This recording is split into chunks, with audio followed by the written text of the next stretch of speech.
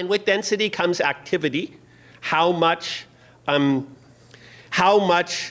other things other than population are we serving? Transit is about serving jobs. It's about serving employment. It's about serving all of the things we do in our life. Here's an example of two different systems.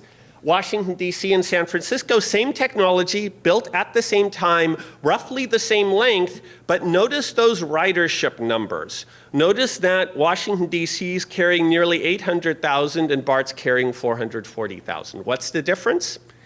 Here you can see a map of ridership on the two systems. The bubbles that are in green are in dense, walkable urban neighborhoods. And the bubbles that are green are lower density, but still light green, are still lower density, but walkable neighborhoods. What you will notice is what Washington, D.C. did is it put those stations in the middle of the places where people actually want to go. And here's a good example. This is San Francisco, the medical, or not Houston, the medical center. These stops right here are right in the middle of all of the medical institutions, the purple areas. Put all of those within walking distance. There's about 10,000 boardings a day at these stations combined. Here's the medical center in Dallas. Notice only these two stations. The one on the right is the one that's light rail, so the one down here has less frequent service. Notice it's not in the middle of things. Notice many of the hospitals are outside of walking distance. These are about 2,000 boardings every day. Getting stations in the right place really matters. And like I said before, it's not just about serving jobs. That if transit is going to be useful, it needs to serve all those other things as well. And here are some examples of what you might do in an everyday day. If you are going to depend on transit for all of your trips, it needs to be there for all of those trips. And of the trips that are on our roadway network, only about a quarter of them are actually work commute trips.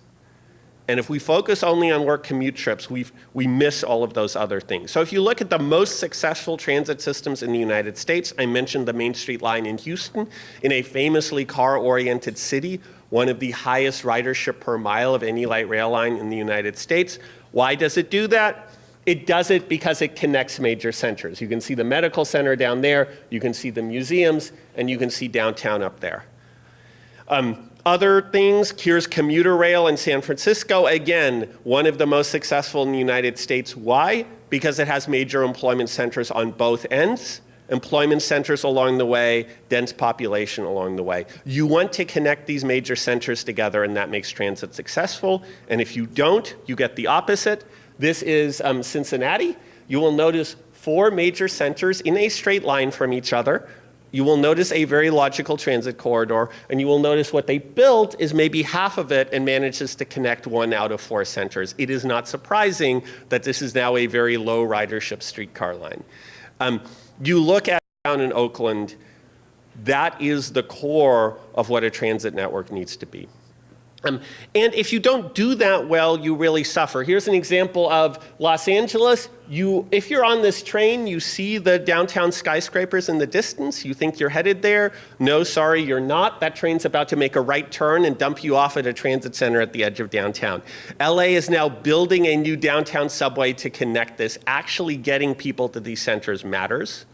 And likewise, we often tend to focus only on downtown and not these other centers. Here again is the LA system. And you can see in their first round, they managed to hit downtown, but they missed most of their other major job centers. It's taken their second round of major transit projects to actually connect those. Cities tend to think about downtown, but ignore universities, ignore medical centers, ignore these other major activity centers that are essential. And you can see some systems really starting to appreciate that. This is Washington, D.C., building what they call the Purple Line, which is actually a circumferential line around the edge of the city. What that's doing is connecting a series of major centers like Silver Spring together so that you don't have to travel into downtown to get from one center to another. And that's another key to major transit. Successful transit lines tend to be the ones that serve multiple centers, like the Green Line here in Boston. And good transit planning means trying to figure out a way to get into those places. So this is outside of Seattle, for example. What you're seeing is a light rail line that's tunneling to be able to actually get into the center of that major activity center rather than just go somewhere around the edge. And I would say that is one of the challenges in Pittsburgh. The East Busway is an amazing piece of infrastructure, but if you look at its relationship to population density, it is really skirting around the edge of where all that activity in Oakland is rather than providing people a path into the middle of it.